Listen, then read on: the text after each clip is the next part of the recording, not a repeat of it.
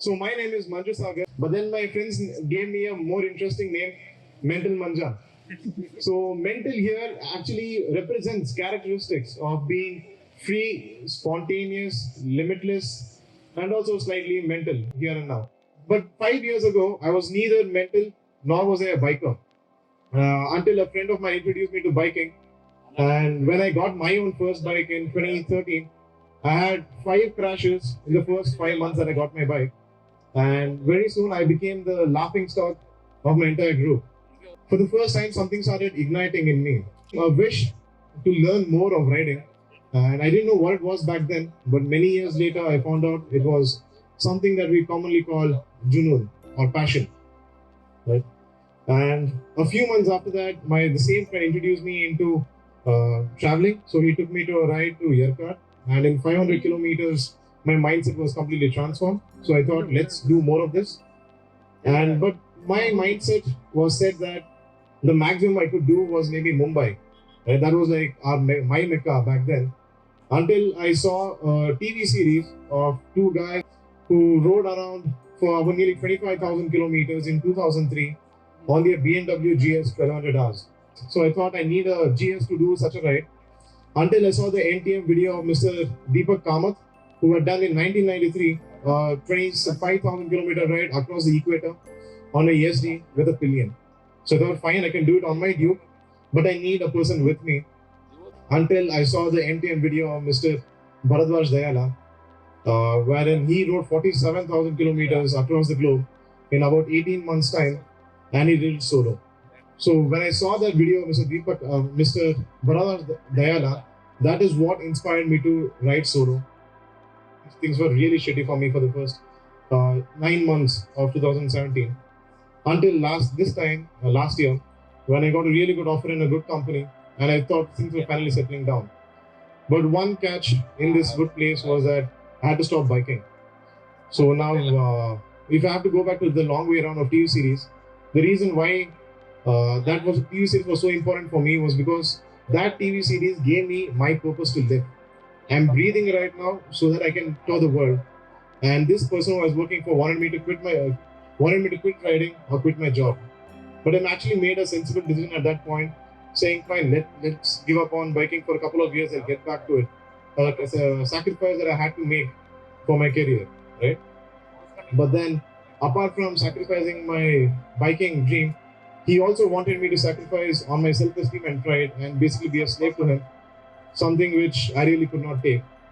And it drove me to the level where I had to quit my job in less than 20 days.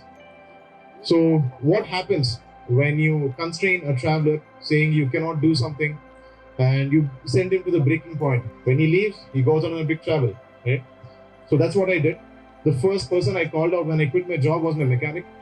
I told him, dude, get my bike ready, I'm going out. And I myself didn't know where I was going or what I wanted to do, but just the dream of completing the coast of India from Gujarat to Kanyakumari all the way till Kolkata in the east, right? So I thought 6,000 kilometers, 1 month, that's enough time for me to get my headspace right and come back and join another company for work. But then I thought 6,000 is a bit too short, 1 month. So let's make it 10. And then I thought, let's make it 12,000 because my bike was at 88,000 kilometers at that point. So made it 12. And then I was promoting this ride of mine on Instagram. So I thought, why not show off a bit more among friends? So I made it 15,000. And then I thought, if I make 16,000, it becomes 10,000 miles. So made that. And when I planned it for 16,000 kilometers, it ended up being 18,000 kilometers. And from 1 month, it spanned to the length of 4 months just on the fly. And I just wanted to ride the coast of India, like I told you before. So I began my ride from here to Mangalore, then hit all the way up the west coast to Maharashtra, then Gujarat, then Rajasthan, Punjab, then Dharamshala, your Chandigarh, Manali, Uttarakhand, and Delhi, UP, MP, Bihar, Jharkhand, Kolkata, then all the way till Chennai. Orissa all the way to Vishakhapatnam, and then I came down to Chhattisgarh. And nearly 90 days later, after I began my journey, I was down in Chennai. So I thought at that time, Man, this ride was pretty easy. Last time I got lost and all. This time nothing happened. No problem. I'm 10 more days I'll reach home. And it was March 26th exactly this year, day 86 of my ride. And my friends called me out to the track. So I have my friends in Chennai. And I'm on the track. I'm on my friend's RC390 and I'm leaning over on the left hand corner. And the next thing I realize, I blank out and I'm in the hospital. And the doctor takes an X-ray, which shows that I have my left collarbone had broken into three distinct pieces: one left, one up, and one right. And that was really fun. I actually was high on pain. I was laughing. I asked the doctors, dude, when can I get back on the bike? They're like, dude, 3 months, 6 months. I'm like, boss, you don't know who I am. I'm Mental Manja. I've ridden all over India. I have just 10 days left. Get me back on my bike. So this guy, like, dude, he just ignored me playing my face and he walked away. And for the whole 2 days, I was just chilling around because I knew I was going to complete my ride. Since I had quit my previous ride, the ulterior or the biggest motive of this ride was to complete this ride and get back home on my feet and on my bike. So I was pretty fixed on doing it. Until when I was just a few hours before surgery, and one of my ex-girlfriends called me up, and in a very humorous way, she asked me, "Dude, why do such crashes always happen to you?" I actually thought back at that time, and I sat down counting with my friend. In the past 5 years, I've had 12 crashes, and I thought, why does this happen to me? So is this life coming in and giving me showing me a lesson that I should no longer ride? I should probably give up on my life's purpose of traveling the world. Is this the end for me? That was something which I could not handle. And immediately the question where life asked me, this is going to be dangerous, you shouldn't continue, turned into something different, wherein I saw it like life coming and telling me, Manja, till now you thought it was easy. Now I've broken your bone. Is your determination strong enough that you will get back on the bike and continue? The moment I saw this in that perspective, things have clearly changed for me. I got back up. I stayed in the hospital for about a week. Then I stayed in Mahabalipuram and Pondicherry and Chennai for about 3 other weeks. So I stayed, I recovered over there. I ate a lot, grew a little round. Yeah, it happens. But yeah, I recovered. I took a month's time over there. And by April mid, I was back on my bike. April mid or April end, April 20th, I was back on my bike. So when I came to Rameshwaram, so I was looking at the sunset. So imagine this lake over here, and you're standing and you're looking at the lake, and you have a sunset right opposite you. And we are just taking pictures, me and my friend.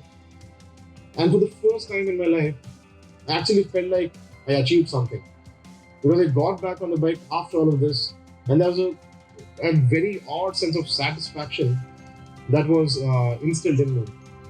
And this is probably when I realized what the true meaning of being mental is. So when I actually started Instagram, it was just my friends were calling me mental, so I just kept it as Mental Manja.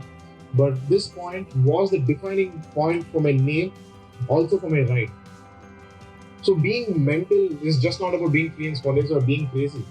Being mental is breaking all the boundaries that are set on you, the inhibitions that are set on you, not just by other people, not just by your family, your friends, your parents, whoever it is, but also by your own selves. How many of us actually don't live our dreams because we're too scared of what's going to happen? Right? Those are the constructions that breaking means being mental to me. Failures, especially, failures are what pushes us. And when failures come along, it is like a boxing match. So it's life versus you. And when things are going well, you're like, dude, I'm punching, I'm the king of the world.